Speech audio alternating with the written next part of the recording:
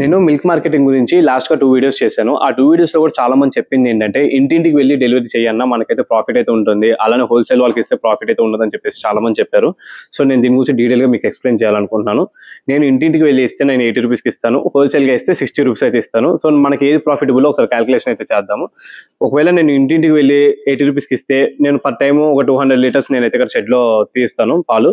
So, ఈ 200 లీటర్స్‌కి నాకొచ్చేసి 16,000 rupees అయితే వస్తుంది. అదే ఒకవేళ హోల్‌సేల్‌గా ఇస్తే 12,000 రూపీస్ అయితే వస్తుంది. సో, ఈ 12,000లో కూడా నాకైతే ఎటువంటి రిస్క్ ఉండదు. అలానే వన్ టైమ్ పేమెంట్ అయితే ఉంటుంది. సో, దానివల్ల రిస్క్ అయితే ఉండదు. కానీ ఇక్కడ ఇంటింటికి డెలివరీ చేసినప్పుడు ఏమవుతుందంటే ఆల్మోస్ట్ 200 హౌసెస్‌కి అయితే మనం డెలివరీ చేయాలి.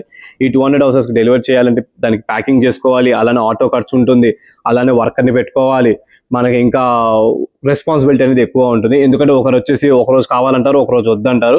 అలానే ఇంకొంతమంది వచ్చేసి పాలు ఇరిగిపోయినాయి అంటారు. ఇంకొంతమంది అయితే తెలివైన వాళ్ళు నీళ్లు కలిపారంటారు. లేదా వేరే ఏవో కలిపామని చెప్పేసి చెప్తుంటారు.